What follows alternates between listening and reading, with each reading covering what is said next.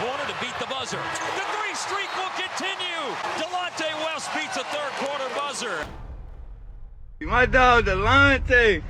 On June 17, 2022, former NBA player Delonte West was back in the news. He was recently spotted in Virginia on the side of the road asking for money from drivers. Days later, he was seen panhandling outside a 7-Eleven. How did an NBA player go from making millions of dollars a year to asking for pennies on the street? Delonte West grew up in Washington, D.C. and had a rough upbringing. His parents were inattentive, and he was primarily raised by his aunt and uncles.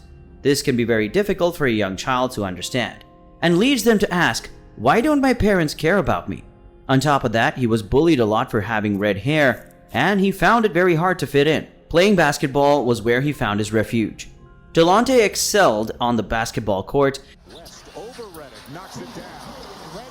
and after a few injuries in his youth, he became a star in high school and earned a scholarship to attend St. Joseph's University. During those years, he and backcourt partner Jameer Nelson were praised as the best backcourts in America.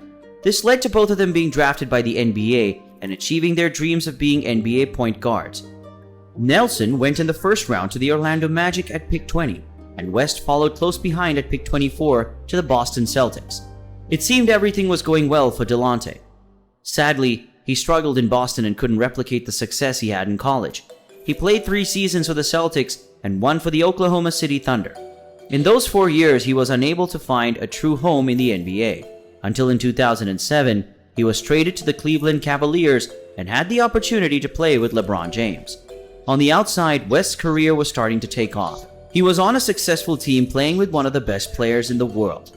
However, his battles were on the inside, and he hid them from everyone, even from those closest to him. In 2008, during the Cavaliers preseason, he was diagnosed with bipolar disorder and left the team for 2 weeks to seek treatment before returning to the team for the regular season. Bipolar disorder is a mental health condition that causes people with it to have dramatic mood swings between extreme happiness and severe sadness.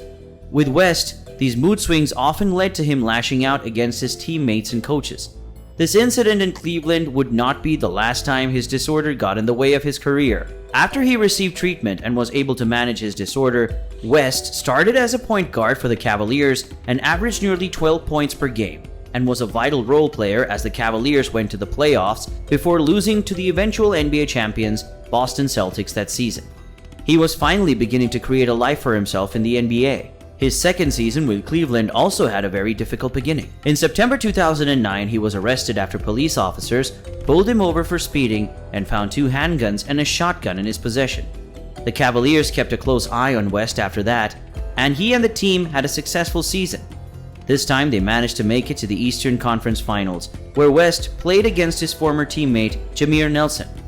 Again, it wasn't West's on-court performance that were the issue, but his activities off it. Rumors began circulating during this series that West was having an affair with LeBron's mom, and the team fell apart. After Cleveland lost that series, he was traded to the Minnesota Timberwolves, who waived him before the season began. He was given another chance in Boston with the Celtics, but underwhelming performances on the court and a poor attitude off it led to him being released by that team as well. He was given one last chance by Mark Cuban and the Dallas Mavericks, and at first had some success there. He had a good life in Dallas. He was back to playing good basketball and married his wife in 2013. However, when the next season rolled around, West's mental illness came to the front again, and he became a problem in the locker room. After 2 suspensions by the team, he was released and has been wandering ever since. He bounced around international leagues in China and Venezuela before returning to the States and playing in the NBA G League. Unfortunately, in 2015, he suffered a season and career-ending injury that took away his refuge from basketball that he found all those years ago. No one knows exactly what happened to Delonte after that. He faced myriad financial struggles, and although he made millions in the NBA, pictures and videos have surfaced in subsequent years of him begging for money. This isn't new for former NBA players. Poor money management and taking care of extended families leads young stars to go broke more often than you think. The unique thing about West is how drastically he did it. Mental illness, substance abuse, and money squandering on unprofitable items, as revealed on social media posts, have shown just how quickly you can fall.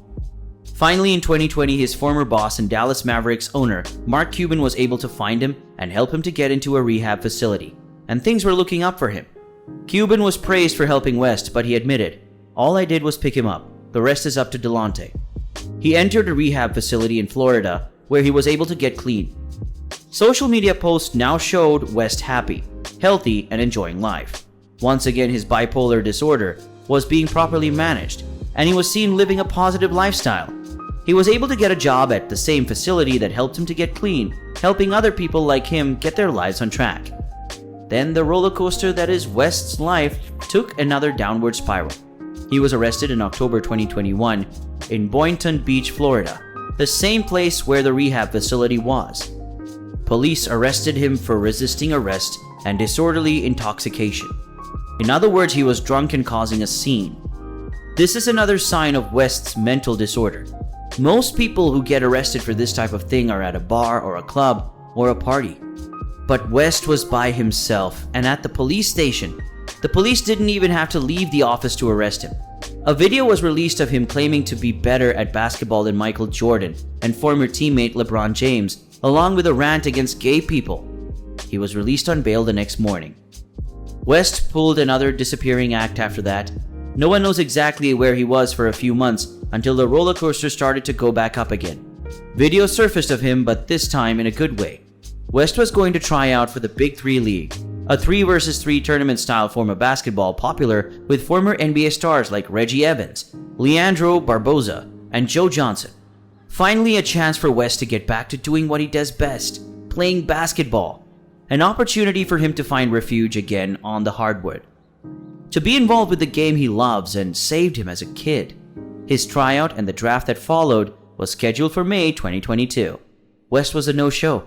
He disappeared once again. No one knows why he didn't show up or where he went. All we know is that he was gone.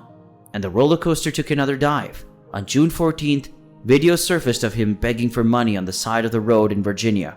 A few days after that, more pictures showed him drinking and smoking cigarettes outside a 7-Eleven while accepting money from strangers. Delonte West made over $16 million playing in the NBA. That is more money than most people make in a lifetime. But in less than 10 years after playing in the NBA, it's all gone.